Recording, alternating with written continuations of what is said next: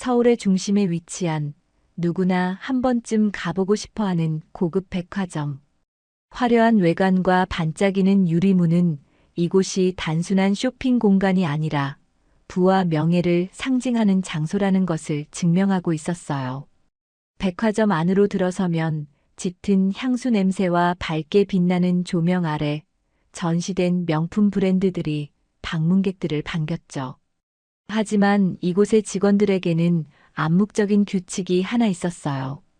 겉모습만으로 고객의 가치를 판단한다는 것이었죠. 그날도 백화점 명품관은 평소와 다름없이 붐볐어요. 다양한 옷차림을 한 사람들, 특히 비싼 옷과 액세서리를 두른 사람들이 줄을 이루었어요. 그런데 그 순간 직원들의 시선을 사로잡는 한 인물이 등장했어요. 문을 열고 들어선 이는 허름한 차림의 할아버지였어요. 그는 낡은 모자를 푹 눌러 쓰고 있었고 손에는 오래된 가방을 들고 있었죠. 그의 옷은 세월의 흔적을 고스란히 간직한 듯 군데군데 해져 있었어요. 신발은 이미 닳을 대로 닳아 바닥이 거의 보일 정도였고 걸음걸이도 느릿했어요. 그가 명품관으로 향하자 주변 사람들은 자연스레 그에게서 거리를 두었어요. 저분, 정말 여기서 뭘 사려고 온 걸까? 명품을 사기는커녕 구경만 하고 가겠지. 방문객들은 낮은 목소리로 속삭였지만 그의 존재를 무시하기란 어려웠어요. 명품관 직원들은 처음에는 무표정하게 그를 바라봤지만 이내 서로 눈빛을 교환하며 무언가를 암시했죠. 할아버지는 아무 일 없다는 듯 천천히 걸어 들어갔어요. 그는 가게 한쪽에 진열된 가방 쪽으로 시선을 두었죠. 그곳은 가격표조차 붙어 있지 않은 고가의 명품들이 놓여 있는 곳이었어요. 그의 눈빛은 분명한 목적을 띠고 있었어요. 하지만 직원들의 태도는 그의 기대와는 전혀 달랐죠. 어르신, 여기서 뭐 찾으시는 건가요? 한 직원이 냉소 섞인 목소리로 말을 걸었어요. 그의 얼굴에는 이미 불쾌함이 서려 있었죠. 아, 저 여기 가방 좀 보려고요. 할아버지가 조심스럽게 대답했어요. 그의 목소리는 낮고 차분했지만 의지가 담겨 있었어요. 가방이요? 직원은 비웃듯 코웃음을 치며 되물었어요. 여기 가방들은 값이 꽤 나가는 거 아시죠? 할아버지는 그 말에 잠시 멈칫했지만 고개를 끄덕이며 대답했어요. 네, 알고 있습니다. 그래도 한번 보여주실 수 있겠습니까? 직원은 그의 대답에 더욱 비아냥거리며 말했어요. 어르신, 이런 가방들 보실 게 아니라 다른 데 가서 가격대 낮은 제품을 보시는 게 더 나으실 겁니다. 그 순간 할아버지의 얼굴에 미묘한 변화가 생겼어요. 그는 한숨을 내쉬며 조용히 말을 이어갔어요. 내가 뭘 살 수 있는지는 내가 판단할 문제입니다. 여기 있는 가방 중 하나를 직접 보고 싶습니다. 하지만 직원은 그 말을 들으면서도 여전히 미소를 짓지 않았어요. 오히려 팔짱을 끼고 더 당당하게 말을 이어갔죠. 어르신, 말씀드렸잖아요. 여기는 그런 곳이 아닙니다. 괜히 시간 낭비하지 마시고 다른 데 가보세요. 할아버지는 그런 태도에 실망했는지 말없이 고개를 떨궜어요. 그는 주변을 한 번 더 둘러보며 아무도 자신을 환영하지 않는 이 공간에서 더 머물러야 할 이유를 찾지 못한 듯 보였어요. 그렇게 할아버지는 문을 나섰어요. 매장 안에서는 누구도 그의 뒷모습을 주목하지 않았어요. 모두가 그를 마치 보이지 않는 존재처럼 취급했죠. 며칠 뒤 아침 햇살이 밝게 비치는 어느 날 백화점의 명품관은 여전히 세련된 사람들로 붐빌 준비를 하고 있었어요. 그러나 직원들 사이에는 긴장이 아니라 여유로움이 감돌았죠. 아직 손님이 많지 않은 시간이었으니까요. 그때 문이 열리며 들어온 한 인물은 모두의 시선을 끌었어요. 허름한 차림의 한 할머니가 손에 오래된 장바구니를 들고 명품관으로 들어선 것이었죠. 그녀의 옷은 단순하고 오래된 재질로 보였지만 깔끔하게 정리되어 있었고 신발 역시 오래되었지만 닦여 있었어요. 그녀의 등장은 직원들에게 즉각적인 반응을 일으켰어요. 한 직원은 눈짓으로 다른 동료를 슬쩍 쳐다보며 묘한 웃음을 짓더니 그녀에게 다가갔어요. 어르신, 여기 뭐 보러 오신 거예요? 목소리에는 이미 비웃음이 묻어 있었어요. 할머니는 멈춰서서 직원과 눈을 마주쳤어요. 그녀의 표정은 단호했고 목소리에는 확신이 담겨 있었어요. 가방 하나 보려고 왔네. 직원은 할머니의 말을 듣고 순간 당황한 기색을 보였지만 곧 얼굴을 굳히고 냉소적으로 대답했어요. 가방이요? 여기 가방들은 가격이 만만치 않아요. 그 말은 마치 할머니가 여기에 어울리지 않는 사람이라는 것을 강조하는 듯 들렸어요. 할머니는 그 태도에 아랑곳하지 않고 다시 한번 단호히 말했죠. 가방을 사려고 왔네. 그러니 좀 보여줄 수 있겠나? 그제야 직원은 한숨을 쉬며 대충 진열대 쪽으로 걸어갔어요. 그는 한두 개의 가방을 꺼내 들었고 마지못해 보여주는 태도로 말했어요. 여기 있는 건 이번 시즌 신상품이에요. 어르신께서 보시기에는 좀 부담스러울 수도 있겠지만 그는 말을 끝내지 않고 미소를 지었어요. 그 미소는 명백히 비웃음을 담고 있었죠. 할머니는 가방을 손에 들고 천천히 살펴봤어요.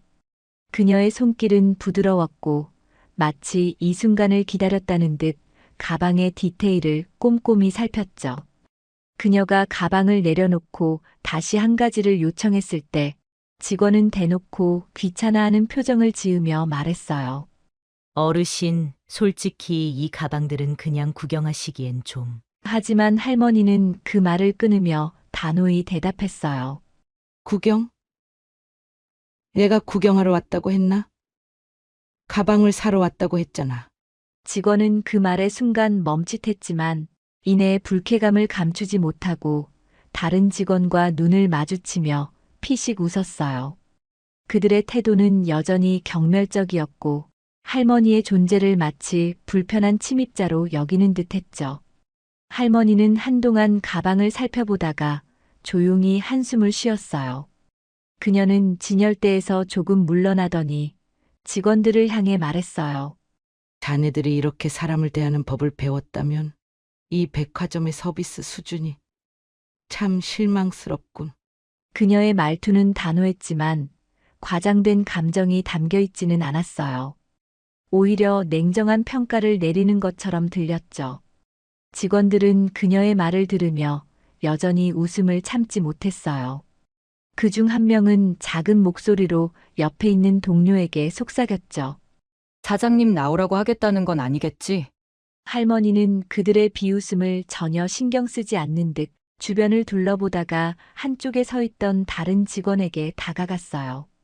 그리고 다시 한번 물었어요. 사장이 있나?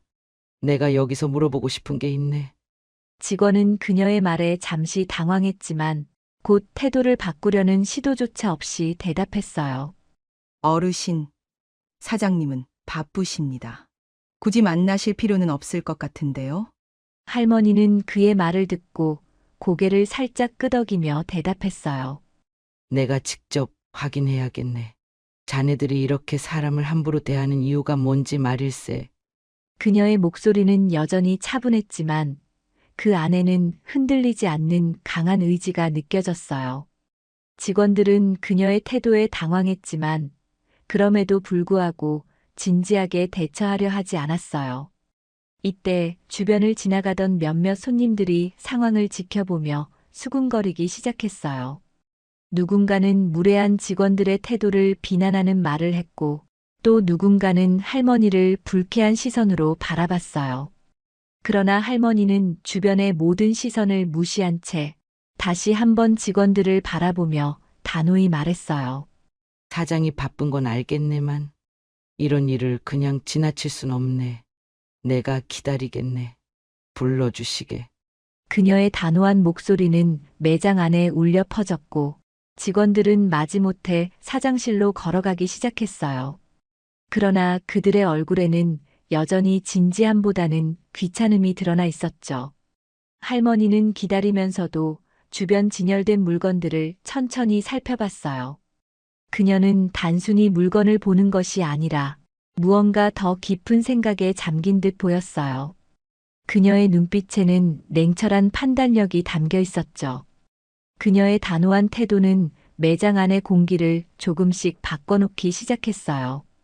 직원들은 그녀를 대할 때 느꼈던 가벼운 태도가 점차 부담스럽게 느껴지기 시작했죠. 그러나 할머니는 여전히 말없이 기다리며 그 공간에 묵직한 존재감을 남기고 있었어요. 몇 분 후 백화점 명품관의 뒤쪽 복도로 연결된 문이 열리고 양복을 깔끔하게 차려입은 한 남자가 나타났어요. 그는 40대 중반쯤으로 보이는 세련된 외모에 고급스러운 시계와 단정히 빗어 넘긴 머리가 그가 이곳의 책임자임을 암시하고 있었죠.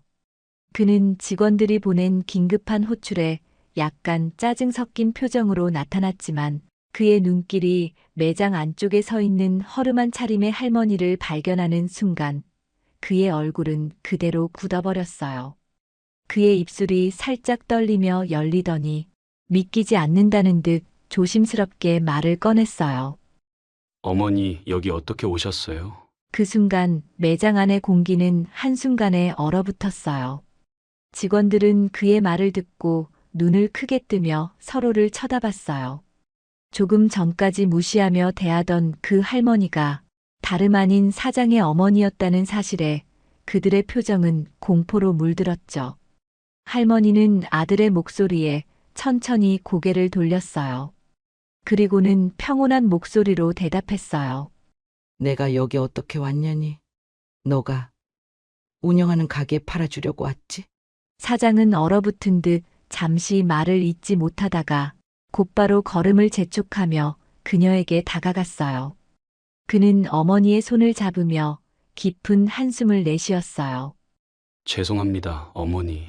직원들이 혹시 무례하게 대하지는 않았나요? 그러나 그가 할머니의 얼굴을 바라보는 순간 그녀의 눈빛에서 단순히 가벼운 불편함 이상의 감정이 담겨 있음을 느꼈어요. 그녀의 눈에는 분노와 실망이 서려 있었어요. 아들은 그 시선을 마주치며 이미 잘못된 일이 벌어졌음을 깨달았죠.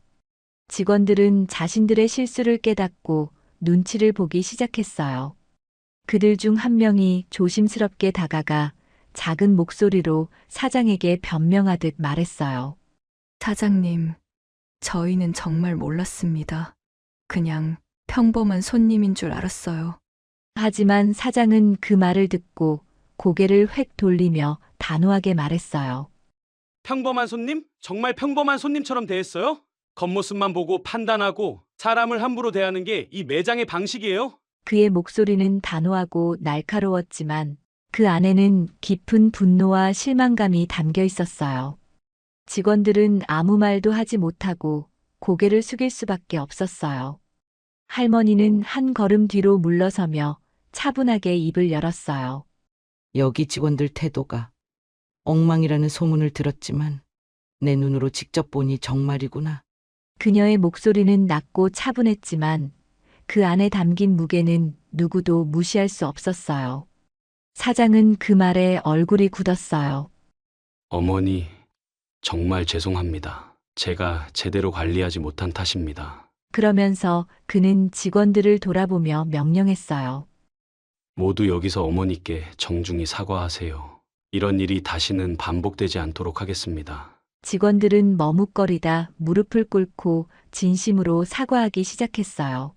정말 죄송합니다. 어르신, 저희가 잘못했습니다. 그들의 목소리에는 두려움과 진심이 뒤섞여 있었어요. 할머니는 그들의 사과를 조용히 듣고 있었지만 표정에는 여전히 실망감이 서려 있었어요. 사장은 직원들의 사과를 지켜본 뒤 어머니의 손을 붙잡고 정중하게 말했어요.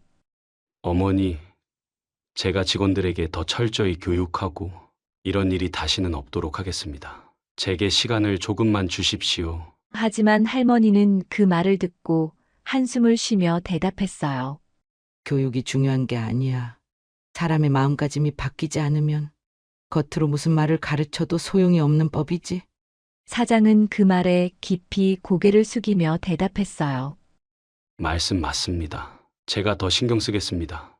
어머니, 그 순간 직원들 사이에서는 서로를 향한 원망과 후회가 뒤섞인 눈빛이 오갔어요. 그들은 할머니가 누구인지 알았다면 이렇게 대하지 않았을 것이라고 생각했지만 사실 문제는 거기에 있지 않았죠. 그들이 할머니를 무례하게 대했던 근본적인 이유는 겉모습으로 사람을 판단했던 그들의 잘못된 태도였어요.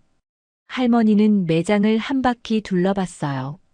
직원들이 손님을 대하는 태도는 여전히 무거운 침묵 속에서 얼어붙어 있었고 그들의 시선은 어머니에게로 모였어요. 여기가 너가 그렇게 자랑스러워하던 매장이라는 게 믿기지가 않는구나. 그녀는 천천히 말을 이었어요. 직원들이 사람을 겉모습으로만 판단하고 그것도 모자라 무례하게 대한다면 여긴 그냥 물건만 파는 곳이 아니라 사람들에게 상처를 주는 곳일 뿐이야. 사장은 어머니의 말에 고개를 숙이며 아무 말도 하지 못했어요. 그의 어머니는 대화 내내 단순히 화를 내는 게 아니라 그가 깨닫기를 바라는 듯한 태도로 차분하게 이야기했어요. 너가 이 가게를 운영하면서 가장 중요한 게 뭔지 잊은 건 아니겠지? 사람을 대하는 태도가 곧 가게의 얼굴이야. 아무리 좋은 물건을 판다고 해도 사람들에게 상처만 준다면 그건 실패한 장사야. 사장은 그 말을 듣고 깊은 한숨을 내쉬며 대답했어요. 맞습니다. 어머니, 제가 직원들에게 제대로 된 교육을 시키지 못한 제 잘못입니다. 다시는 이런 일이 없도록 하겠습니다. 어머니는 그의 진심 어린 사과를 듣고도 표정을 풀지 않은 채 천천히 손에 든 장바구니를 내려놓았어요. 그리고는 휴대전화를 꺼내더니 누군가에게 전화를 걸었어요. 사장은 어머니가 통화하는 모습을 바라보며 약간 당황한 듯한 표정을 지었죠. 여기 좀 와보라니까. 그녀는 단호한 목소리로 통화를 이어갔어요. 시간 있으면 지금 당장 와. 여기서 좀 보여줘야겠어. 통화를 마친 그녀는 전화기를 내려놓고 사장을 바라봤어요. 그의 얼굴에는 궁금증과 약간의 불안감이 섞여 있었어요. 누구 부르신 거예요, 어머니? 사장이 조심스럽게 물었어요. 어머니는 미소 없이 간결하게 대답했어요. 곧 알게 될 거야. 조금만 기다려봐. 사장은 그 대답에 더 이상 묻지 않고 무언가 긴장된 표정으로 주변을 둘러봤어요. 직원들은 여전히 잔뜩 움츠러든 채 눈치를 보고 있었죠. 몇 분이 지나고 매장 안은 잠시 고요해졌어요. 모두가 어머니가 누구를 부른 것인지 궁금해하며 긴장된 마음으로 기다리고 있었죠. 그 순간 문이 열리며 한 사람이 매장 안으로 들어섰어요.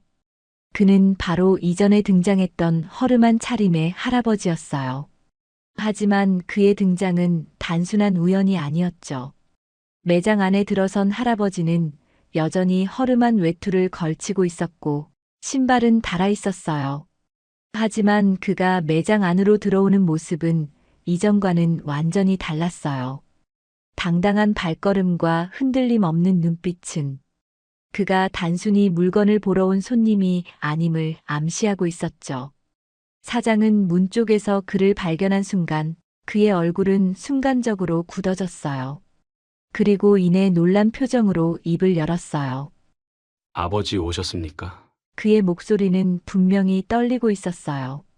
직원들은 또 한 번 큰 충격에 빠졌어요. 이전에 겉모습만 보고 무시했던 그 허름한 할아버지가 다름 아닌 사장의 아버지였던 거죠. 직원들은 그제야 자신들이 저지른 실수를 또 한 번 깨닫고 얼어붙은 채 아무 말도 하지 못했어요. 한 직원이 조심스럽게 뒷걸음질치며 어디로 도망이라도 가고 싶어하는 모습이 역력했죠. 할아버지는 매장 안으로 천천히 걸어 들어오며 매장 한쪽에 서 있는 아내를 발견했어요. 그리고 그녀에게 다가가며 미소를 지었어요. 여기서 보자고 하더니 이런 일이 있었던 거야. 어머니는 고개를 끄덕이며 대답했어요. 이 사람들이 겉모습만 보고 사람을 판단했어. 당신도 얼마 전에 똑같이 당했지? 할아버지는 짧게 웃으며 대답했어요. 그래서 당신이 부른 거구먼. 여기서 제대로 보여줘야겠네. 사장은 두 사람을 번갈아 바라보며 여전히 당황한 얼굴로 고개를 숙였어요. 아버지, 어머니, 정말 죄송합니다. 제가 직원들을 제대로 교육하지 못한 탓입니다. 할아버지는 사장의 말을 듣고 천천히 고개를 끄덕였어요. 그러나 그의 눈빛에는 아들에 대한 실망과 함께 직원들에 대한 경고의 메시지가 담겨 있었어요. 사람은 겉모습만으로 판단해서는 안 되는 법이지. 이 가게가 그걸 모르는 곳이라면 너가 자랑스러워할 이유도 없을 거야. 할머니와 할아버지가 매장 안에서 나란히 서 있는 모습은 그 자체로 묵직한 울림을 주었어요. 직원들은 마치 심판대에 서 있는 기분이었죠. 그들의 얼굴은 창백해졌고 입술은 떨리고 있었어요. 모든 것이 드러난 이 순간 그들은 어찌할 바를 몰랐어요. 한 직원이 갑작스레 무릎을 꿇으며 큰 소리로 외쳤어요. 정말 죄송합니다. 저희가 큰 실수를 저질렀습니다. 그러자 다른 직원들도 잇따라 무릎을 꿇으며 울먹였어요. 저희가 잘못했습니다. 용서해 주십시오. 할머니와 할아버지는 그들을 한동안 말없이 바라봤어요. 그 순간의 침묵은 무거웠지만 질책과 비난보다는 이 사건의 본질을 깨닫게 하려는 두 분의 의도가 담겨 있었죠. 할머니가 먼저 입을 열었어요. 사람이 살다 보면 실수도 하고 잘못도 저지를 수 있지. 하지만 중요한 건 그걸 통해 무엇을 배우느냐야. 그녀의 목소리는 차분했지만 그 안에는 분명한 메시지가 담겨 있었어요. 할아버지도 천천히 말을 이었어요. 겉모습만 보고 판단하는 건 가장 쉬운 일이야. 하지만 그 판단이 얼마나 큰 상처를 줄 수 있는지 그건 겪어보지 않으면 모르는 법이지. 그의 말에 직원들은 고개를 더 깊숙이 숙이며 눈물을 참지 못했어요. 할아버지는 매장 안을 천천히 둘러보기 시작했어요. 그의 눈길은 단순히 물건을 구경하는 것이 아니라 매장 안에 있는 직원 한 명 한 명을 향하고 있었어요.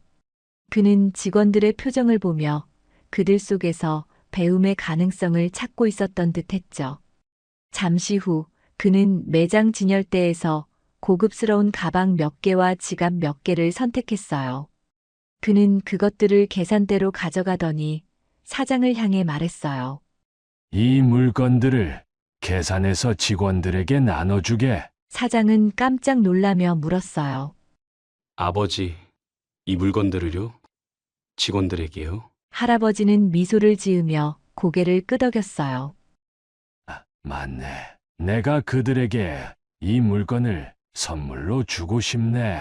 이 물건들이 단순히 값비싼 게 아니라 오늘의 교훈을 기억할 기회가 되길 바라면서 말이야. 사장은 즉시 계산을 진행했고 할아버지는 직접 직원들에게 가방과 지갑을 하나씩 나눠주기 시작했어요. 직원들은 처음에는 당황했지만 할아버지가 건네는 물건과 함께 전달한 한마디 한마디를 들으며 감동과 부끄러움이 교차하는 표정을 지었어요. 겉모습만 보고 사람을 판단하지 말게. 나도 한때는 이곳에서 무시당했던 사람이야. 하지만 사람의 가치는 그런 데서 나오는 게 아니란다. 그는 직원 한 명 한 명에게 이런 말을 건네며 물건을 전달했어요. 매장 안의 공기는 완전히 바뀌었어요. 직원들의 눈에는 감사와 후회의 눈물이 맺혔고 손님들은 이 특별한 광경을 지켜보며 작은 박수를 보냈어요. 이 물건은 단순히 선물이 아니네. 오늘 내가 본 직원들의 태도와 그들이 앞으로 보여줄 변화를 믿고 주는 거야. 할아버지의 마지막 말은 직원들뿐만 아니라 매장 안에 있던 모든 사람들의 마음에 깊은 인상을 남겼어요. 매장 안의 공기가 차분해지는 듯 했지만 할머니의 얼굴은 여전히 굳어 있었어요. 그녀는 가방과 지갑을 직원들에게 하나씩 나눠주던 할아버지를 보며 잠시 침묵을 지켰어요. 그런데 갑자기 그녀가 입을 열었어요. 잠깐만. 저 사람은 빼놓으세요. 할머니가 손가락으로 가리킨 사람은 처음 그녀를 대했던 젊은 여성 직원이었어요. 그녀는 이미 바닥에 무릎을 꿇고 고개를 푹 숙이고 있었지만 할머니의 말에 놀라며 고개를 들었어요. 어르신, 정말 죄송합니다. 제가 잘못했습니다. 다시는 이런 일이 없도록 하겠습니다. 여성 직원은 눈물을 흘리며 필사적으로 용서를 구했어요. 그러나 할머니의 얼굴은 전혀 흔들리지 않았어요. 할머니는 천천히 그녀에게 다가가 차분하지만 단호한 목소리로 말했어요. 나를 무시하고 비웃었던 게 단순한 실수라고 생각하나? 그 태도는 그냥 실수가 아니라 당신이 얼마나 사람을 하찮게 여기는지 보여주는 거였어. 직원은 울먹이며 고개를 끄덕였어요. 제가 너무 어리석었습니다. 앞으로는 절대 그러지 않겠습니다. 제발 한 번만 기회를 주세요. 맞아. 저 여자가 나한테도 똑같이 그랬어. 저 여자는 아주 나쁜 여자애야. 매장 안의 모든 사람들이 숨을 죽이고 그 장면을 지켜봤어요. 그리고 그녀는 한 걸음 뒤로 물러나며 사장을 향해 말을 던졌어요. 이 여자는 당장 해고하라고. 이 가게에서 더 이상 사람을 비웃는 태도가 반복되지 않으려면 그걸 보여주는 게 맞겠지. 사장은 그 말을 듣고 깊은 고민에 빠진 듯한 표정을 지었어요. 여성 직원은 사장에게도 애원하듯 말했어요. 사장님, 정말 죄송합니다. 앞으로 제 태도를 완전히 바꿔서 열심히 일하겠습니다. 제발 한 번만 더 기회를 주십시오. 사장은 잠시 그녀를 바라보더니 어머니를 향해 조용히 물었어요. 어머니, 정말 용서의 기회조차 주지 말아야겠습니까? 그러자 할머니는 단호한 목소리로 대답했어요. 내가 한번 실수했다고 하면 다르겠지만 이 아이는 내가 처음부터 끝까지 지켜봤어. 단순한 실수가 아니라 습관이더구나. 이런 아이가 너희 매장에 계속 있으면 그 태도가 이 매장 전체를 썩게 만들 거야. 매장 안은 숨막힐 듯한 침묵에 휩싸였어요. 직원들은 서로 눈치를 보며 자신들에게까지 불똥이 튀지 않을까 걱정했죠. 사장은 깊이 한숨을 내쉬며 결정을 내렸어요. 어머니의 말씀이 맞습니다. 우리는 사람의 태도를 바꾸는 것보다 우리 매장을 제대로 운영하는 것이 더 중요합니다. 그는 여성 직원을 향해 냉정하게 말을 이어갔어요. 지금 이 자리에서 퇴사 절차를 진행하겠습니다. 그동안 수고했습니다. 여성 직원은 그 말을 듣고 바닥에 엎드리며 소리쳤어요. 사장님, 제발 한 번만 더 기회를 주세요. 제가 정말 잘못했습니다. 이제부터는 절대 이런 태도를 보이지 않겠습니다. 하지만 사장은 흔들리지 않았어요. 이번 일은 단순히 어르신에 대한 무례함이 아닙니다. 이 매장의 근본적인 철학과도 연결된 문제입니다.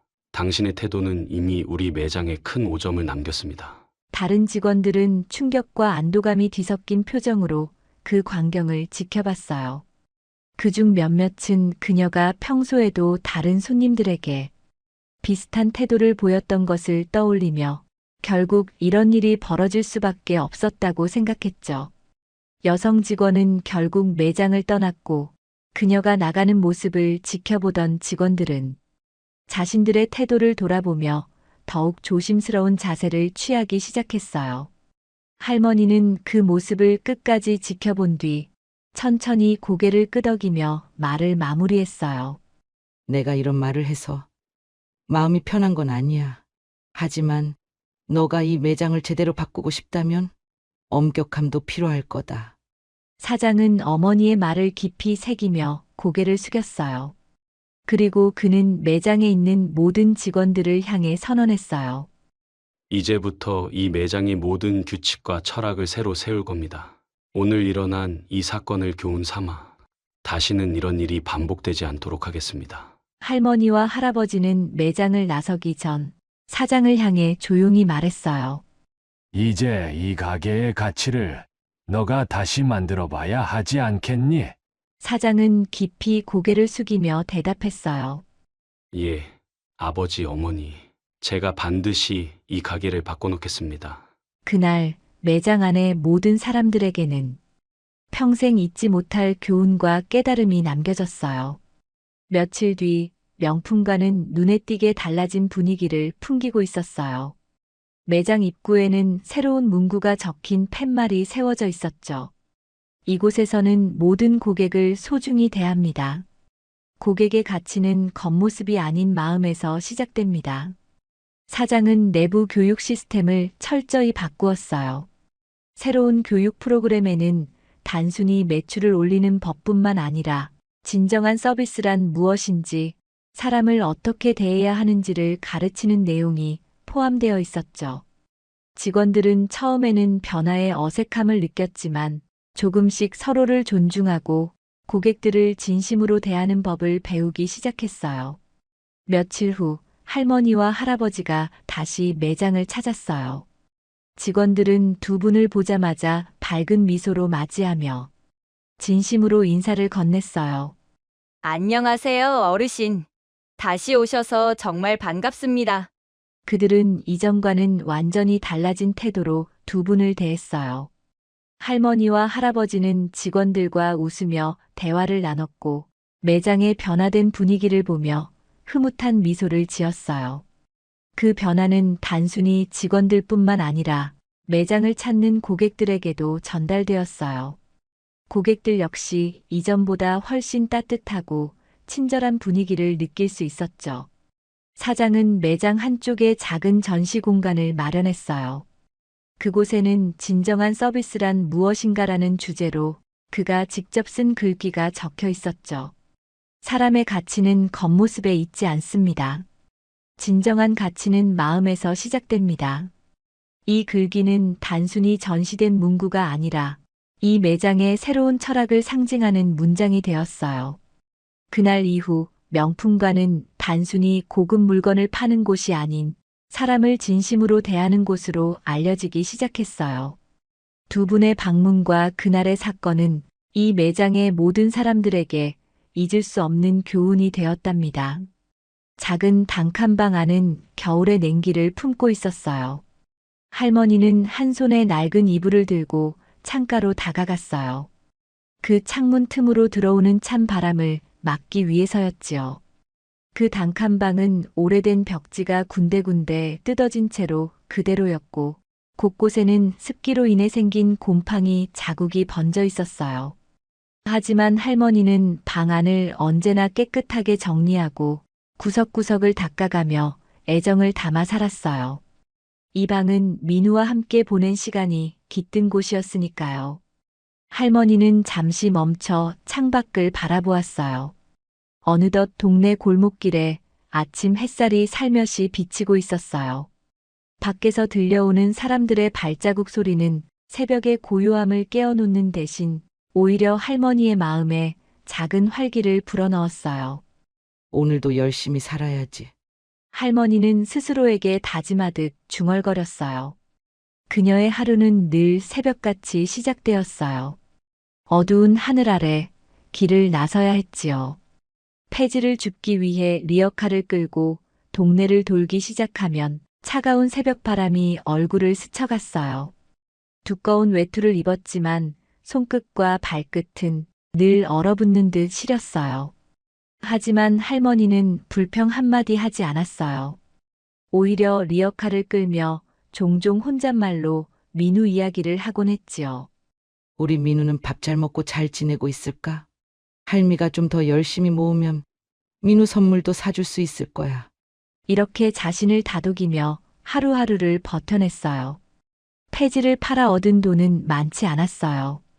하루 종일 일해도 겨우 몇천 원에 불과했지요. 그럼에도 불구하고 할머니는 매달 빠짐없이 10,000원을 따로 떼어 저금통에 넣었어요. 그 저금통은 낡은 냄비를 개조한 것이었지만 할머니에게는 무엇보다 소중한 보물이었어요. 거기에 담긴 돈은 민우의 생일 선물을 위해 모은 것이었거든요. 할머니는 저금통에 동전을 넣을 때마다 민우와 함께했던 시간을 떠올렸어요. 할머니, 이거 맛있어요. 할머니, 같이 놀아요. 활짝 웃으며 할머니를 부르던 민우의 얼굴이 눈앞에 떠오르면 힘든 하루도 금세 잊혔어요. 6년 전 민우가 5살이었을 때 할머니는 세상을 잃은 것 같은 고통을 겪었어요. 아들과 며느리가 교통사고로 세상을 떠난 그날, 할머니는 슬픔을 감당할 수 없었어요. 그러나 민우를 안고 있는 동안만큼은 그 슬픔이 잠시나마 잊혀졌어요. 할머니는 민우에게 말했어요. 할미가 널 지켜줄 테니 걱정 말아라. 그 후로 할머니는 민우를 키우기 위해 모든 걸 희생했어요. 하지만 친척들의 반대는 할머니를 무너뜨렸어요. 민우를 키우시는 건 무리예요. 아이를 위해서라도 좋은 환경에서 자라게 해야 해요. 그 말에 설득당한 끝에 할머니는 민우를 먼 친척집에 보내야 했어요. 민우가 떠나던 날 할머니는 밤새 잠들지 못했어요. 민우의 이름을 불러가며 자신의 무력함에 자책했지요. 그렇게 민우와 떨어져 지낸 세월이 시작되었지만 할머니는 민우를 향한 사랑을 단 한 번도 멈춘 적이 없었어요. 매달 폐지를 주워 번 돈 중에서 1,000원씩을 저금했어요. 매일 새벽부터 리어카를 끌며 동네를 누비는 일이 고되었지만 그 돈으로 민우를 위한 선물을 준비할 생각에 마음이 든든해졌어요. 할머니의 작은 저금통에는 3년 동안 모은 돈이 3만 원이 들어 있었어요. 그 돈은 모두 민우의 생일 선물을 위해 모은 것이었지요. 할머니는 민우를 떠올릴 때마다 작은 미소를 지었어요. 민우야, 너가 할미의 자랑이란다. 이런 혼잣말을 할 때마다 마음 한편이 따뜻해졌어요.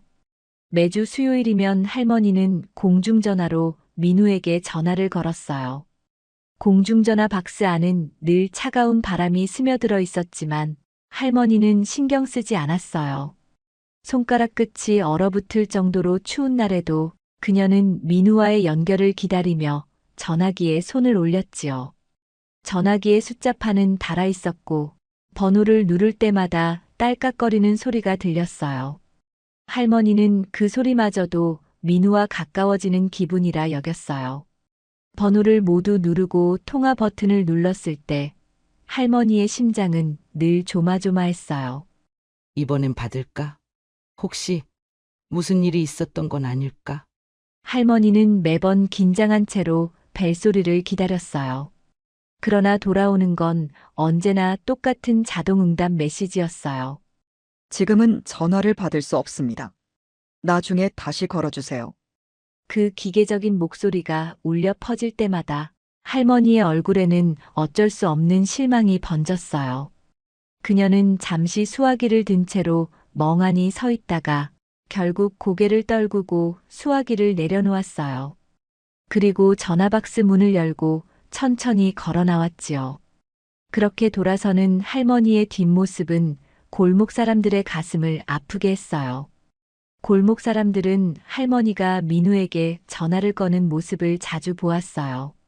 저렇게 애타게 전화를 거는데 손자는 왜 한 번도 받지 않는 걸까? 사람들은 서로 수군댔지만 할머니는 그런 말에 신경 쓰지 않았어요. 그저 민우가 무사히 잘 지내고 있기를 바랄 뿐이었지요. 어떤 날에는 자동응답 메시지를 듣고도 할머니는 전화를 끊지 못했어요. 그저 수화기를 든 채로 조용히 눈을 감고 있었지요. 민우야, 너가 내 목소리를 들을 수 있다면 얼마나 좋을까? 할머니의 속삭임은 아무에게도 닿지 않았지만 그 마음은 그녀 자신을 위로했어요.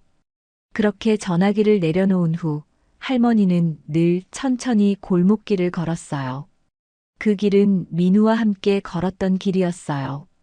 민우가 5살이었을 때 할머니 손을 잡고 이 골목을 뛰어다니며 웃음을 터뜨렸던 날들이 떠올랐지요.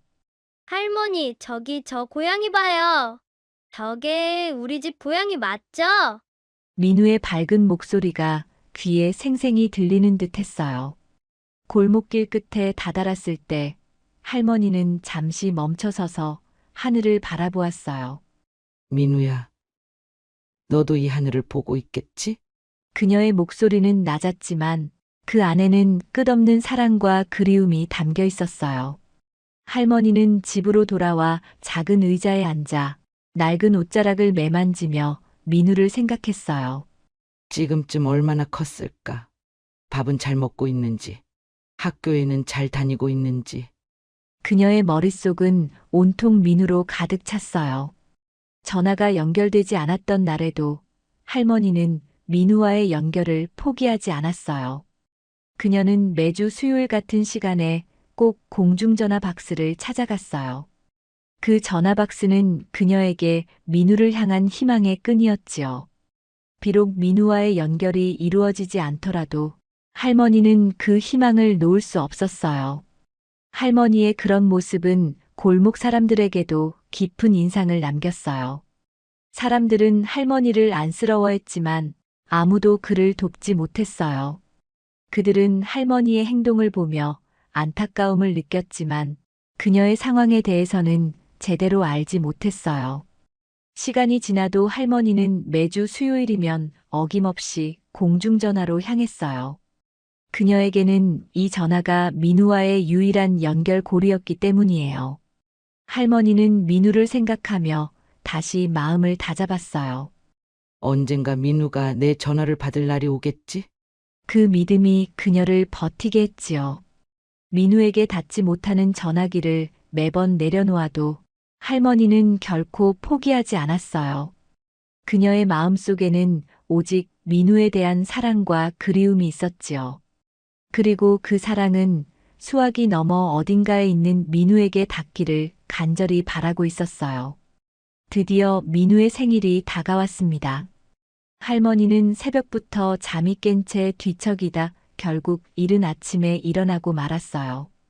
오늘은 특별한 날이었기에 마음이 들떠 있었지요. 서랍을 열어 소중히 모아둔 3만 원을 꺼내며 할머니는 손끝을 떨었어요. 이 돈은 단순한 돈이 아니었어요. 지난 3년 동안 폐지를 주워 모은 돈으로 그녀의 사랑과 희망이 담긴 돈이었지요. 그녀는 돈을 손에 쥔 채 중얼거렸어요. 우리 민우가 이 선물을 받고 얼마나 기뻐할까? 지갑에 돈을 조심스럽게 넣은 후 할머니는 낡은 빗을 꺼내 들었어요. 깨끗하게 손질한 머리를 단정히 빗으며 거울 앞에 섰어요. 거울 속에는 주름진 얼굴과 깊게 패인 눈가가 비쳤지만 그 안에는 설렘으로 빛나는 두 눈이 있었어요. 민우야, 할미가 오늘 너 좋아할 선물을 사러 간다. 깨끗이 세탁해둔 옷을 꺼내 입고 오랜만에 단정한 모습으로 문을 나선 할머니는 골목길로 향했어요. 그녀의 발걸음은 평소보다 가벼웠어요. 지난 3년간의 고생이 모두 이 순간을 위해 있었다는 생각에 가슴이 벅차올랐지요. 골목을 지나며 그녀는 주변을 둘러보았어요. 그곳에는 오랜 세월 함께 살아온 이웃들이 있었지요. 어떤 사람들은 아침부터 상점 문을 열고 어떤 사람들은 골목을 지나며 할머니에게 인사를 건넸어요. 아침부터 어디 가세요, 할머니? 민우 선물 사러 가는 길이라오. 할머니는 웃으며 대답했어요. 그 말을 들은 사람들도 미소를 지으며 할머니를 응원했지요.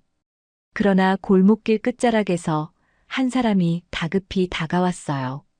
그 사람은 오래전부터 할머니와 가까이 지내던 동네 사람, 평소 그녀를 도우며 안부를 묻곤 하던 이웃이었어요. 할머니, 잠깐만요. 그는 숨을 고르며 할머니 앞에 멈춰 섰어요. 오늘 아침 우연히 민우 소식을 들었는데 꼭 전해드려야 할 것 같아서요. 그의 말에 할머니는 가슴이 철렁 내려앉았어요. 무슨 소식인가요? 민우한테 무슨 일이 생긴 건가요? 그녀는 떨리는 목소리로 물었어요. 그는 한숨을 내쉬며 조심스럽게 말을 꺼냈어요. 할머니, 민우가 이제 친척 집에 없다고 들었어요. 그 한마디에 할머니는 손에 들고 있던 지갑을 놓칠 뻔했어요. 뭐라고요? 그게 무슨 말이에요? 민우는 분명 그 집에서 잘 지내고 있다고 했는데. 사실 민우는 몇 년 전에 친척 집에서 보육원으로 보내졌다고 해요. 그의 말에 할머니는 눈을 크게 뜨며 물었어요. 보육원이라니요? 왜 나에게 그런 중요한 얘기를 한마디도 하지 않았던 거죠? 그는 고개를 떨구며 말을 이었어요. 저도 최근에서야 들은 이야기예요. 그 친척분들이 어머니께 말씀을 드리지 않은 채로 결정했다고 하더라고요. 할머니는 믿을 수 없다는 듯 멍하니 서 있었어요. 그럼 지금 민우는 어디 있는 거죠? 보육원에서 지내고 있는 건가요? 그녀는 간신히 떨리는 목소리로 물었어요. 그는 잠시 머뭇거리다 대답했어요. 민우는 보육원에서도 오래 머물지 않았어요. 얼마 지나지 않아 미국으로 입양되었다고 해요. 그 말에 할머니는 두 손으로 입을 막으며 뒤로 물러섰어요. 미국이라니. 그렇게 멀리. 그녀의 눈에는 참아왔던 눈물이 한 방울씩 흘러내렸어요. 그는 안타까운 얼굴로 그녀를 바라보며 말했어요. 할머니, 민우는 잘 지내고 있을 거예요. 입양된 가정이 민우에게 좋은 환경을 제공할 수 있다고 들었어요. 하지만 그의 말은 할머니에게 위로가 되지 않았어요. 그녀의 머릿속에는 오직 민우의 얼굴만 떠올랐어요. 민우야, 내가 널 지켜주지 못해서 정말 미안하다. 집으로 돌아가는 길 할머니는 힘없이 발걸음을 옮겼어요. 골목길을 걸으며 그녀의 마음속에는 민우와 함께했던 어린 시절의 추억이 떠올랐어요. 민우의 손을 잡고 이 길을 걸었던 날들, 그리고 민우가 웃으며 할머니 사랑한다고 외쳤던 순간들. 그녀는 주머니에 넣어둔 3만 원을 손으로 꼭 쥐었어요. 민우에게 선물을 줄 수는 없게 되었으니까요. 충격을 받고 집으로 돌아온 할머니는 문을 열고 들어서자마자 힘없이 주저앉았어요. 몸은 온통 무겁고 머릿속은 민우의 얼굴로 가득했지요. 보육원에 가고 입양까지. 내가 민우에게 한 번도 가지 못했구나. 그녀의 손은 떨렸고 가슴 깊은 곳에서는 후회와 슬픔이 밀려들었어요. 그녀는 천천히 일어나 집안을 바라보았어요. 작은 단칸방 곳곳은 민우의 흔적이 담겨 있었어요. 책장 구석에는 민우가 어릴 적 가지고 놀던 장난감 몇 개가 먼지에 덮인 채로 남아 있었고, 서랍 깊은 곳에는 민우의 사진이 고이 들어 있었어요. 민우야, 너는 나를 얼마나 기다렸을까? 할머니는 사진을 손에 들고 흐느끼며 말했어요. 그녀는 더 이상 방 안에 가만히 앉아 있을 수 없었어요. 뭔가를 찾고 싶다는 생각에 옥상으로 올라갔어요.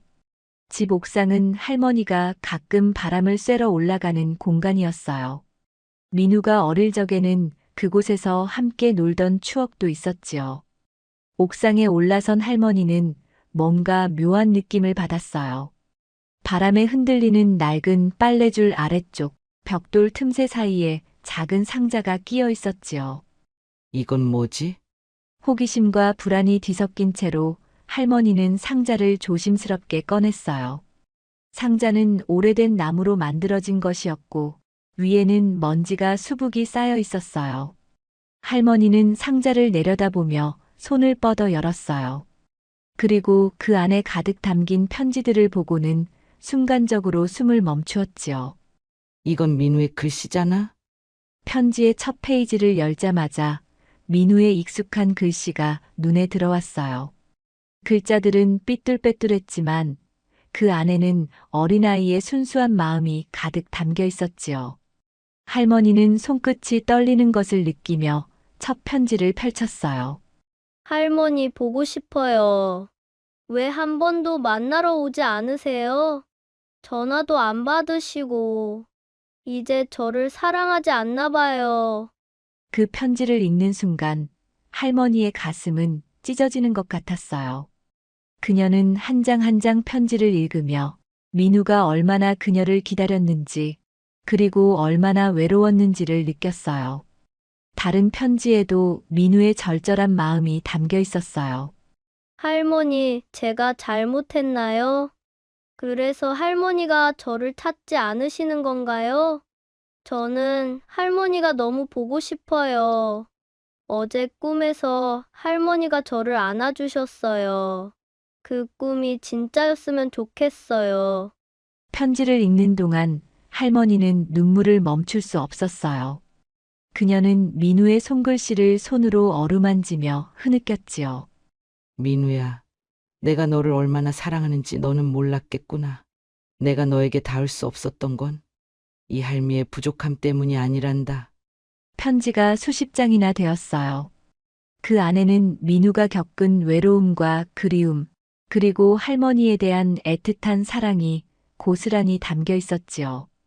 할머니는 어느새 상자 속 편지들을 품에 안고 주저앉았어요. 그녀는 민우의 마지막 편지를 들고 읽었어요. 할머니, 오늘은 제 생일이에요. 혹시 할머니가 전화 주실까 했는데, 역시 오늘도 전화가 안 왔네요. 괜찮아요. 할머니가 바쁘신 거겠죠? 그냥 제가 할머니를 사랑한다는 것만 알아주셨으면 좋겠어요. 그 편지를 읽는 순간 할머니는 민우가 보육원에서 얼마나 고통스러운 시간을 보냈는지 느낄 수 있었어요. 그동안 그녀는 민우와의 연락이 단절된 이유를 몰랐어요. 하지만 이제 모든 것이 명확해졌어요. 친척들이 할머니의 전화를 차단하고 민우의 편지를 자신에게 전해주지 않았다는 사실이 드러났을 때 할머니의 마음은 산산조각이 났어요. 그녀는 자신이 민우에게 해줄 수 있는 게 아무것도 없었던 시간들이 원망스러웠어요. 민우야, 너는 한 번도 나를 원망하지 않았구나. 그런데도 나는 너를 지켜주지 못했구나. 그녀는 흐느끼며 편지 한 장 한 장을 품에 안았어요. 그날 밤 할머니는 상자와 편지들을 조심스럽게 품에 안고 침대에 누웠어요. 그녀는 민우를 떠올리며 편지 위에 손을 얹고 말했어요. 민우야, 이제서야 내 마음을 알게 되었구나. 내가 너를 얼마나 사랑했는지, 그리고 앞으로도 널 얼마나 사랑할지 말로 다 할 수 없겠구나. 민우의 쪽지를 모두 읽은 후 할머니는 결심했어요. 그동안 알지 못했던 진실을 반드시 밝혀내야겠다고 마음먹었지요. 자신의 손으로 직접 민우의 소재를 알아내지 않고서는 더 이상 견딜 수 없었어요. 그래서 할머니는 골목길 끝에 위치한 작은 파출소를 찾아갔어요. 파출소 문을 열고 들어선 할머니는 떨리는 목소리로 경찰관에게 말을 꺼냈어요. 여기 좀 도와줄 수 있을까요? 내 손자를 찾고 싶어서요. 경찰관은 할머니를 잠시 바라보다가 친절히 자리에 앉으라고 권했어요. 손자분이 어떤 상황에 있는지 말씀해 주세요. 그의 물음에 할머니는 한숨을 내쉬며 지금까지 벌어진 일들을 하나하나 설명하기 시작했어요. 3년 전에 제 손자가 친척 집으로 갔는데 그 집에서 보육원으로 보냈다고 합니다. 그리고 지금은 미국에 입양되었다고 하는데 정확히 어디에 있는지는 아무도 모르겠어요. 그녀의 말에는 절박함이 가득 담겨 있었어요. 경찰관은 진지한 표정으로 고개를 끄덕이며 질문을 이어갔어요. 손자분의 이름과 생년월일, 그리고 입양되기 전 보육원의 이름은 알고 계신가요? 할머니는 민우의 이름과 생년월일을 조심스럽게 말하며 손자가 머물렀다는 보육원의 이름도 기억나는 대로 전했어요. 경찰은 정보를 기록하며 말했어요. 확인해 보겠습니다. 보육원을 통해 손자분의 입양 기록을 조회해 보면 어느 정도 실마리를 찾을 수 있을 겁니다. 그 말에 할머니는 간절한 눈빛으로 그를 바라보았어요. 며칠 후 파출소로부터 연락이 왔어요. 할머니, 민우라는 이름의 아이가 맞는 것 같습니다. 그 아이는 몇 년 전 미국 뉴저지의 한 가정으로 입양되었다는 기록이 확인되었습니다. 그 말을 듣는 순간 할머니는 혼란스러운 감정에 휩싸였어요. 민우가 무사하다는 사실에 안도하면서도 그렇게 멀리 떨어져 있다는 현실이 가슴을 아프게 했지요. 뉴저지라니, 미국이라니. 그 먼 곳에서 우리 민우가 잘 지내고 있을까요? 할머니는 경찰에게 물었어요. 경찰은 입양된 가정에 대한 정보를 덧붙였어요. 그 가정은 부유하고 안정된 환경을 가진 가족이라고 기록되어 있습니다. 교육과 생활 조건도 모두 훌륭하다고 평가받았고요. 그 말은 어느 정도 위안이 되었지만 할머니의 마음속에서는 여전히 민우를 만나고 싶다는 갈망이 사라지지 않았어요. 제가 그곳으로 갈 수는 없나요? 민우를 한 번이라도 만나고 싶은데요. 그녀는 떨리는 목소리로 물었어요. 그러나 경찰은 고개를 저으며 말했어요.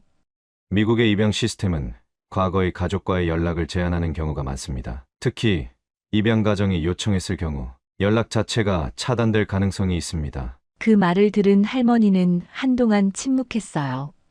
자신의 욕심으로 민우의 새로운 삶에 불편을 주게 될까 두려운 마음이 생겼지요.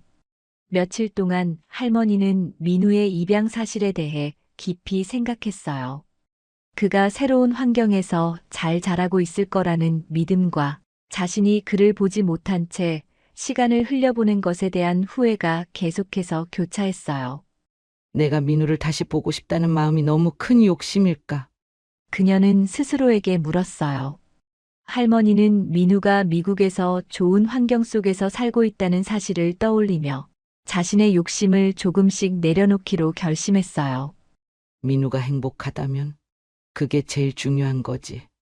내가 아이를 보고 싶다는 욕심으로 괜히 민우를 흔들면 안 되겠지.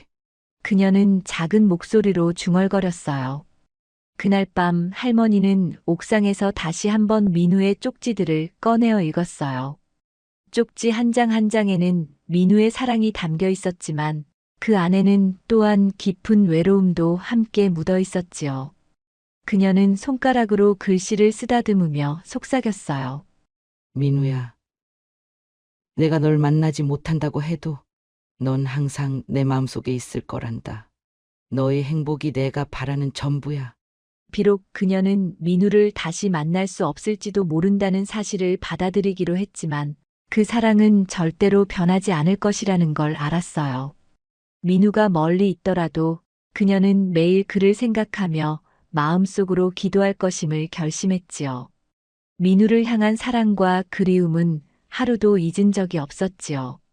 그녀는 품에 안고 있던 민우의 편지를 꺼내 또 한 번 바라보았어요.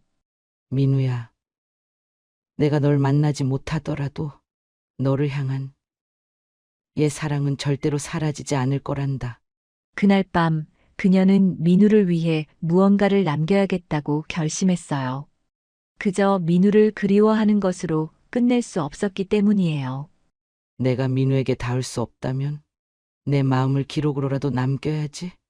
그녀는 자신만의 방식으로 민우와 연결되기를 바랐어요. 작은 책상에 앉은 할머니는 옷장 구석에서 민우를 위해 모아두었던 3만 원을 꺼냈어요. 그 돈은 그녀가 폐지를 모으며 손수 모은 민우에 대한 사랑의 증거와도 같은 것이었지요. 이 돈으로 민우를 위한 무언가를 남길 수 있을 거야. 다음 날 아침 그녀는 동네 문방구로 향했어요. 골목길 끝자락에 위치한 작은 문방구는 오래된 간판 아래에 다양한 크기의 노트와 필기구들이 진열되어 있었어요. 할머니는 유리창 너머로 진열된 일기장을 가만히 바라보다가 가장 단순하지만 튼튼해 보이는 일기장을 골랐어요. 이걸로 내 마음을 담을 거야. 그녀는 작게 중얼거리며 일기장 값을 치르고 집으로 돌아왔어요. 집으로 돌아온 할머니는 책상 위에 일기장을 펼쳤어요. 그리고 펜을 손에 쥐었을 때 마음속에 억눌려 있던 감정들이 한꺼번에 쏟아져 나왔어요. 그녀는 조심스럽게 첫 문장을 써 내려가기 시작했지요. 우리 민우야, 할머니가 널 만나지 못해서 정말 미안하구나. 하지만 이제는 알겠어. 너가 행복하다는 게 그게 할미에게는 가장 중요한 거란다. 그녀는 글을 쓰는 동안 민우의 얼굴을 떠올렸어요. 민우가 어린 시절 밝게 웃으며 뛰어다니던 모습, 그리고 할머니 사랑한다고 말하던 목소리가 생생하게 들리는 것 같았지요. 그녀는 펜을 쥔 손을 잠시 멈추고 눈을 감았어요.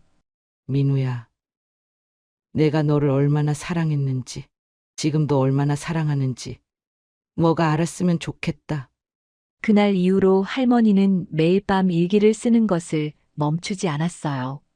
그녀는 민우에게 보내는 편지처럼 혹은 민우와 대화하듯 글을 써내려갔지요. 때로는 민우와 함께했던 추억을 적었고, 때로는 그날 있었던 일상을 담아내기도 했어요.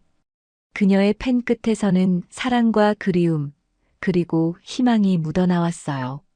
민우야, 오늘은 골목에서 작은 고양이를 보았단다. 너도 어릴 적 고양이를 참 좋아했지. 너의 웃음소리가 그리운 날이구나. 그녀는 이렇게 적으며 고요한 방 안에서 민우를 떠올렸어요. 낮에는 할머니의 또 다른 일상이 펼쳐졌어요. 그녀는 매일 놀이터에 나가 아이들이 노는 모습을 지켜보곤 했어요. 아이들이 뛰어다니며 웃는 모습을 보면 민우가 그 안에 있는 것처럼 느껴졌지요. 그녀는 벤치에 앉아 조용히 미소를 짓곤 했어요. 놀이터에서의 그녀의 모습은 동네 주민들에게도 익숙해졌어요. 주민들은 그녀를 따뜻한 시선으로 바라보았지요. 할머니 오늘도 여기 계시네요. 아이들의 부모가 인사를 건네면 그녀는 조용히 고개를 끄덕이며 웃음으로 답했어요. 특히 민우의 생일이 다가올 때면 할머니는 놀이터에서 특별한 일을 하곤 했어요.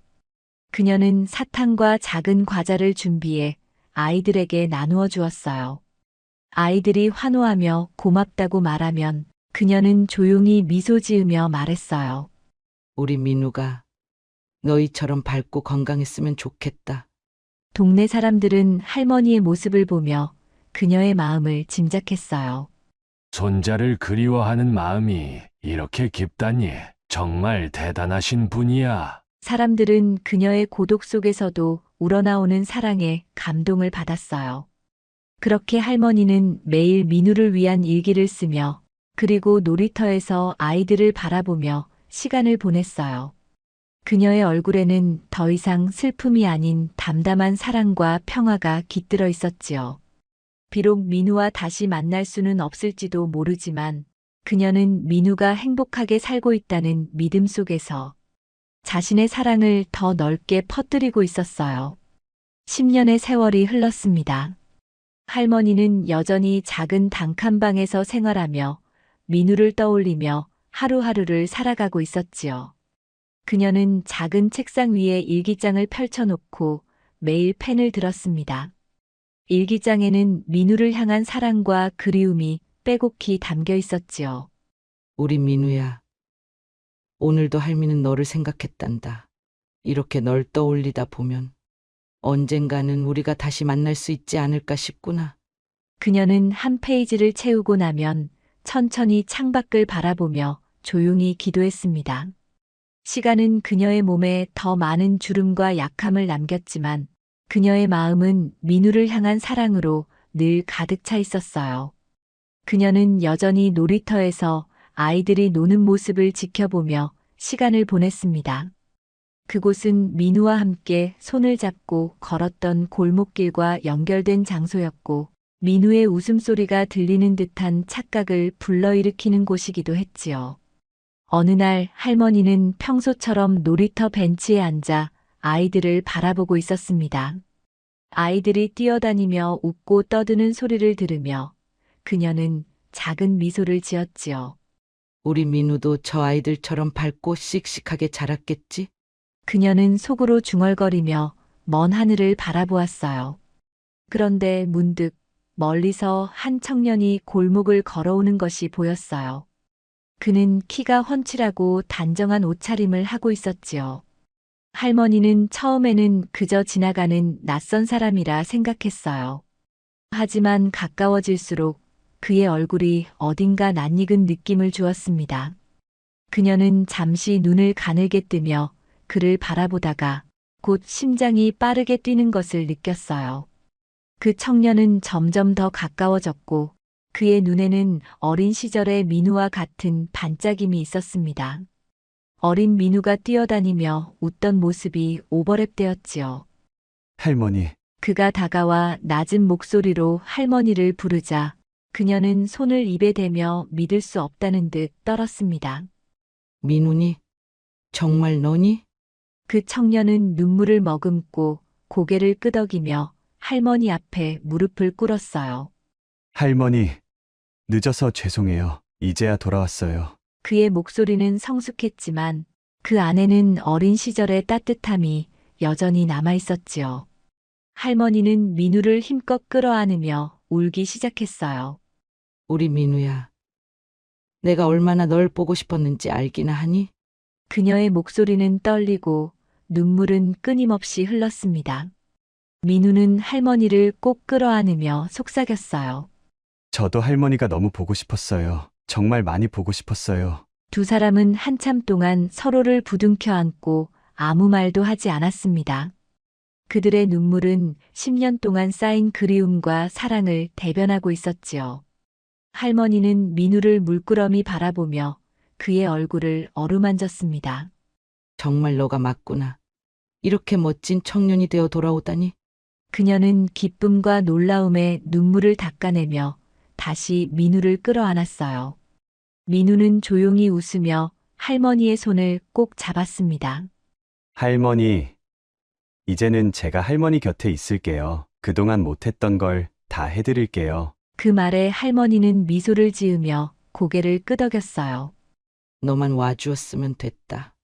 이 할미는 더 바랄 게 없단다. 민우는 할머니와 손을 잡고 천천히 골목길을 걸으며 어린 시절을 이야기하기 시작했어요. 할머니, 제가 기억하는 그 놀이터, 이 길, 모든 게 그대로네요. 할머니와 손잡고 걸었던 게 아직도 선명해요. 그의 말에 할머니는 흐뭇하게 웃으며 대답했어요. 그 기억을 잊지 않고 있다니 고맙구나. 할미는 그날들이 없었다면 이렇게 버틸 수 없었을 거야. 그날 저녁 두 사람은 단칸방에서 오랜만에 함께 저녁을 먹으며 이야기를 나누었어요. 민우는 할머니 앞에 앉아 조용히 자신의 이야기를 들려주기 시작했습니다. 할머니, 저는 입양되고 나서 처음에는 정말 많이 힘들었어요. 언어도 다르고 환경도 달랐어요. 그곳에서는 제가 알고 있던 모든 것이 다르게 느껴졌어요. 그의 목소리는 낮았지만 그 안에는 담담한 회상이 담겨 있었어요. 처음엔 영어를 한마디도 못했어요. 학교에 가면 아이들이 저를 이상하게 쳐다봤고 제가 하는 말을 이해하지 못했죠. 그럴 때마다 너무 외로웠어요. 민우의 말에 할머니는 그의 손을 조용히 잡으며 속삭였어요. 그랬구나. 우리 민우가 많이 힘들었겠구나. 민우는 할머니의 따뜻한 손길에 작은 미소를 지으며 말을 이어갔습니다.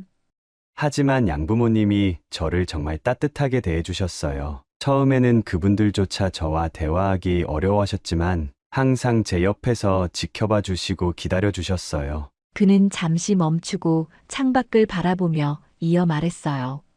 할머니, 저는 미국에서 정말 좋은 사람들을 만났어요. 그분들은 저를 진심으로 아들처럼 사랑해 주셨고 덕분에 제가 새로운 환경에 적응할 수 있었어요. 그게 없었다면 저는 지금 이 자리에 있을 수 없었을 거예요. 민우의 목소리에는 양부모님에 대한 감사가 담겨 있었고 그 이야기를 듣는 할머니는 고개를 끄덕이며 그를 바라보았어요. 너가 좋은 사람들을 만났다고 하니 할미는 그것만으로도 마음이 놓인다. 정말 다행이구나, 민우야. 민우는 그동안의 노력과 성취에 대해서도 들려주었어요. 그곳에서 공부를 열심히 했어요. 처음엔 영어가 너무 어려워서 몇 번이고 포기하고 싶었지만 그래도 항상 할머니 생각이 저를 버티게 해줬어요. 할머니라면 포기하지 않았을 거라고 생각하면서요. 그렇게 열심히 하다 보니 장학금을 받을 수 있었고 지금은 대학에 진학해서 의사가 되기 위해 공부 중이에요. 그 말을 듣는 할머니의 눈에는 자랑스러움과 뭉클함이 가득 차 있었어요. 잘했구나. 민우야, 정말 잘했구나. 할미가 항상 너가 잘 되길 바랐단다. 너가 이렇게 잘 자라주어서 정말 고맙다. 할머니는 그의 손을 꼭 잡으며 눈가에 맺힌 눈물을 닦았어요. 할미는 너가 이렇게 돌아와 주기만 해도 행복하단다. 너가 어떻게 자랐든 할미는 너를 항상 사랑했다. 민우는 잠시 고개를 숙이다가 조용히 입을 열었어요. 그러나 그의 목소리에는 약간의 떨림이 느껴졌습니다. 하지만 할머니, 저는 그동안 할머니와 연락하지 못했던 시간이 정말 후회돼요. 제가 항상 할머니를 그리워했는데 그것조차 표현할 수 없는 상황이었어요. 할머니는 그의 떨리는 목소리에 놀라며 손을 쓰다듬었어요. 왜 그랬니, 민우야? 왜 나에게 연락할 수 없었니? 그녀의 물음에 민우는 깊은 한숨을 내쉬며 설명하기 시작했어요. 양부모님이 과거와의 연락을 원치 않으셨어요. 그분들은 제가 새로운 환경에서 완전히 적응하기를 바라셨던 거예요. 그래서 한국에 있는 가족들과의 연락을 모두 끊었어요. 저는 그때 너무 어렸고 그분들이 원하는 대로 따를 수밖에 없었어요. 그는 목소리가 점점 작아지며 덧붙였어요. 그분들을 설득하는데 정말 오랜 시간이 걸렸어요. 제가 어른이 되어서야 그분들에게 제 마음을 솔직히 말할 수 있었고, 결국 그분들도 제 선택을 존중해 주셨어요. 그래서 이제 이렇게 한국으로 돌아올 수 있게 된 거예요. 할머니는 그의 말을 들으며 깊은 안타까움과 감사함을 동시에 느꼈어요. 그래도 이렇게 너가 돌아와 주었으니 할미는 그걸로 충분하단다. 너가 무사히 잘 자라주어서 정말 고맙구나. 민우는 고개를 끄덕이며 할머니의 손을 꼭 잡고 말했어요. 할머니, 제가 많이 늦었지만 이제는 제가 할머니 곁에 있을게요. 그동안 못한 것까지 다 보답할게요. 그의 말에 할머니는 작은 미소를 지으며 대답했어요.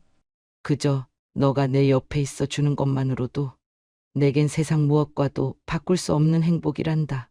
민우는 할머니와 함께 시간을 보내며 그녀가 그동안 쓴 일기장들을 발견했어요. 책상 한쪽에 깔끔히 정리된 일기장들은 겉으로 보기에는 단순했지만 그 속에는 민우를 향한 할머니의 사랑과 그리움이 고스란히 담겨 있었지요. 민우는 조심스럽게 첫 페이지를 펼쳤습니다. 일기의 첫 줄에는 할머니의 서툴지만 진심 어린 글씨가 가득했어요. 우리 민우야, 오늘도 너가 그립구나. 너가 지금 어디서 무엇을 하고 있든 할미는 항상 널 생각한단다. 민우는 일기를 한 장 한 장 읽어 내려갔어요. 그 안에는 할머니의 외로움, 그리움, 그리고 민우가 행복하기를 바라는 간절한 마음이 담겨 있었지요. 어느 페이지에서는 민우야, 너가 잘 지내고 있기를 기도한다. 할미는 매일 놀이터에서 아이들을 보며 내 얼굴을 떠올린단다. 라는 글을 읽으며 민우는 눈물을 참지 못했어요. 할머니, 이렇게나 저를 사랑해 주셔서 정말 감사합니다. 민우는 일기를 꼭 끌어안으며 할머니에게 말했어요. 할머니는 그의 머리를 쓰다듬으며 조용히 대답했지요. 그저 너가 내 곁에 와 주었으니 그것만으로도 할미는 충분하단다. 며칠 후 할머니는 민우와 함께 놀이터를 찾았습니다. 늘 혼자였던 그 자리에서 이번에는 민우가 옆에 있었지요. 그녀는 아이들에게 사탕과 과자를 나눠주며 밝은 목소리로 말했습니다. 내 손자가 돌아왔단다. 이제 나는 정말 행복하구나. 아이들은 신이 나서 사탕을 받아갔고 동네 주민들은 할머니의 얼굴에 가득한 미소를 보며 마음이 따뜻해졌습니다. 민우는 그런 할머니의 모습을 옆에서 바라보며 어릴 적 기억 속의 행복한 순간들이 떠오르는 듯 했어요. 민우는 곧 한국에 머물며 할머니를 돌보겠다고 약속했습니다. 할머니, 이제 제가 곁에 있을게요. 더 이상 할머니를 외롭게 두지 않을 거예요. 그의 다짐에 할머니는 고개를 끄덕이며 말했어요. 내 곁에 이렇게 있을 수 있다니. 이 할미는 정말로 복받은 사람이다. 두 사람은 함께 잃어버린 시간들을 천천히 채워가며 살아갔습니다. 민우는 할머니가 좋아하는 음식을 만들어 드리고 같이 골목을 산책하며 이야기를 나눴습니다. 그 모든 순간이 10년의 공백을 메우는 따뜻한 시간이 되었지요. 10년의 세월을 뛰어넘어 다시 만난 사랑은 그 무엇보다도 깊고 아름다웠습니다.